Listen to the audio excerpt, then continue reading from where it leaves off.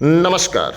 युवा मंच YouTube channel के माध्यम से आप सभी को बताना चाहूँगा कि शिक्षा सेवा चयन आयोग की एक बड़ी तैयारी है। ख़ास तौर से टीजीटी पीजीटी को लेकर के, प्राथमिक शिक्षक भर्ती को लेकर के।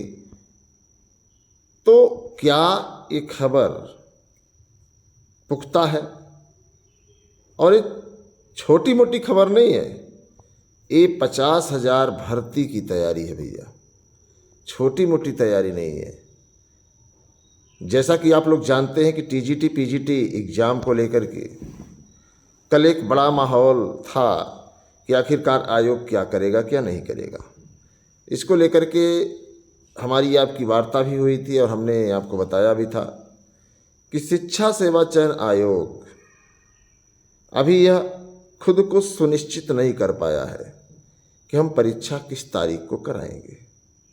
ये अलग बात है कि शिक्षा सेवा चयन आयोग ने 30 तारीख को एक नोटिस जो जारी की थी, और नोटिस के बारे में आपको पता है कि जो 14-15 मई को परीक्षा थी, अब उसे 21-22 जुलाई को कर दिया गया है। अब प्रश्न यह उठता है कि शिक्षा सेवा चयन आयोग अभी परीक्षा केंद्रों को नहीं मांग रहा है। अगर शिक्षा सेवा चयन आयोग परीक्षा केंद्रों को मांगता तो कल के पत्र के माध्यम से यह स्पष्ट कर सकता था कि जो परीक्षा 14-15 मई को आयोजित होनी थी उसे रद्द कर दिया गया है। और यह तब, आप थोड़ा सा समझिएगा, हालांकि आप समझने का प्रयास करते हैं, लेकिन कुछ चीज़ें ऐसी होती हैं जो थोड़ा सा समझ से बाहर होती हैं। आप ऐसे सोचिए कि 30 तारीख को उत्तर प्रदेश के नौजवानों को शिक्षा सेवा चयन आयोग ने सूचित कर दिया कि 14-15 मई को जो परीक्षा आयोजित होने जा रही है उसे स्थगित कर दिया गया है, उसे जुलाई में कर दिया गया है। और वो भी जुलाई में 21-22 जुलाई को कर दिया गया। लेकिन आयोग को इतना तो सोचना चाहिए कि उसी दिन उसी समय जिलाधिकारियों को भी यह सूचना आयोग को दे देनी चाहिए। जो तमाम तरीके के तर्क और कुतर्क पेश किए जा रहे हैं, इसकी स्थिति उत्पन्न न होती। अब कल की अगर तारीख देखी जाए तो 10 तारीख थी, और 10 तारीख को जब नोटिस जारी हुई तो नोटिस आपने देखा ही है, नोटिस को बहुत दिखाने और देखने की जरूरत नहीं है। तो जब नोटिस आपने देखा है तो उस नोटिस को आप देख करके थोड़ा सा आकलन करें तो उसमें सीधे सीधे लिखा है कि 14-15 मई की जो परीक्षा थी उसे स्थगित कर दिया गया है। एक लाइन उसमें और लिखना था कि यह परीक्षा 21-22 जुलाई को होगी, अर्थात 21-22 जुलाई को जो है इस परीक्षा की तैयारी जिलाधिकारी शुरू कर दें। अन्यथा की स्थिति में फिर एक नया मोड़ आ सकता है। अब मोड़ कैसे आएगा इसके बारे में आप लोग जानते हैं। चूँकि आयोग में जितने अधिकारी कर्मचारी हैं बहुत बड़े अनुभवी नहीं हैं, क्योंकि उन्होंने कभी किसी आयोग में काम नहीं किया है। तो अब चुनौती तो है, लेकिन यह दावे के साथ नहीं कहा जा सकता। तो जब दावे के साथ नहीं कहा जा सकता, क्योंकि आयोग ने प्रतियोगियों को, अभ्यर्थियों को एक गाइडलाइन दी है, एक तारीख फिक्स कर दी है। पीजीटी के बारे में आपको पता ही है कि आपकी परीक्षा जून में होगी और टीजीटी की परीक्षा आपकी होगी जुलाई में। यह तारीखें फिक्स हैं। अब संशय यह बना हुआ है कि क्या आयोग इन तिथियों पर परीक्षा कराने के लिए गंभीर है? तो भाई मेरे, आयोग गंभीर है कि नहीं गंभीर है, आप गंभीर हो कि नहीं, ये मायने रखता है। अगर आप गंभीर हैं तो कुछ भी हो सकता है, लेकिन जब आप गंभीर नहीं हैं तो कुछ भी नहीं हो सकता है। ये बात बहुत साफ है, स्पष्ट है। लगातार हम लोग संघर्ष कर रहे हैं, ज्ञापन दे रहे हैं, आंदोलन कर रहे हैं, जिसके बारे में आपको जानकारी है। हमारे आपके बीच में या कम्युनिकेशन नहीं है, या हम आप कुछ बेहतर नहीं करना चाहते, या हम आप जो है हताश निराश उदास होकर के हथियार डाल दिए हैं।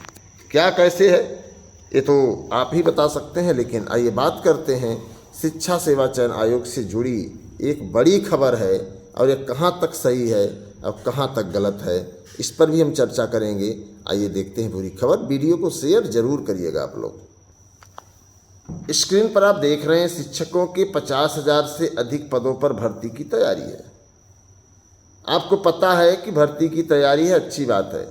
प्राथमिक में 27,000 कहाँ से आ गए मुझे नहीं पता है, और अशासकीय माध्यमिक विद्यालय में 24,000 पद रिक्त हैं। अब 27-24 तो आप समझ ही सकते हैं, 50,000 तो हो गया आसानी से।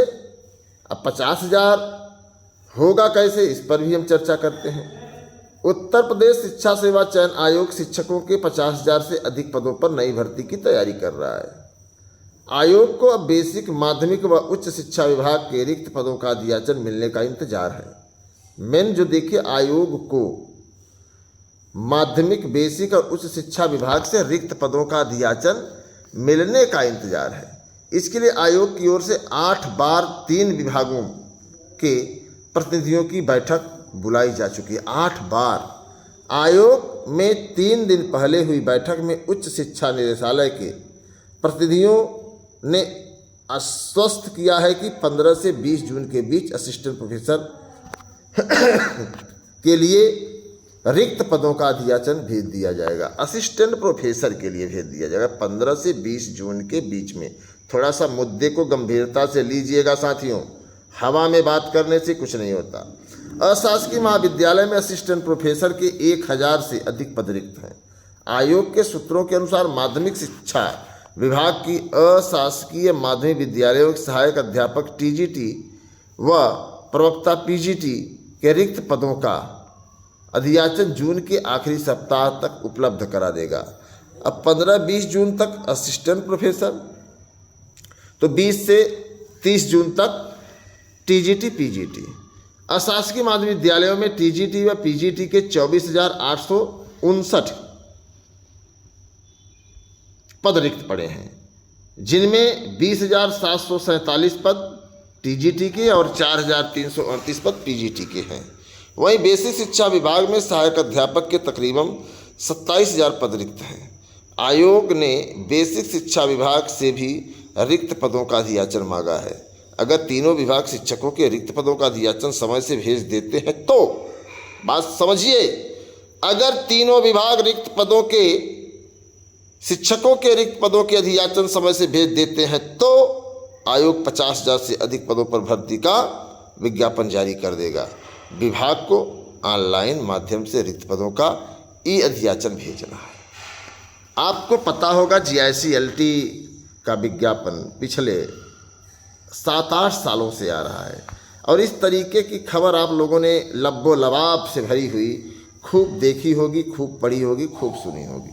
बीच में भी देखिए क्या होगा, TGT भर्ती के लिए आयोग फिर मांगेगा परीक्षा केंद्रों की सूची, जो मेन है, जिस पर हम लोग चर्चा करेंगे। 14-15 मई को प्रस्तावित TGT PGT परीक्षा स्थगित कर चुका है। आज नहीं किया है, 30 तारीख को किया है। यह परीक्षा 21-22 जुलाई को प्रस्तावित है। इसके तहत TGT 3,539 पदों पर भर्ती होनी है और 8,69,000 अभ्यर्थियों ने आवेदन किया है। हालांकि आयोग के परीक्षा नियंत्रक की ओर से सभी जिलाधिकारियों को भेजे पत्र में यह कहा गया है कि लिखित परीक्षा की नई तिथि निर्धारित होने के बाद परीक्षा केंद्र उपलब्ध कराने के लिए एक बार फिर पत्राचार किया जाएगा। आप इसको क्या समझते हैं? आप इस पर क्या विचार कर रहे हैं? आप इसको सोच रहे हैं, नहीं सोच रहे हैं?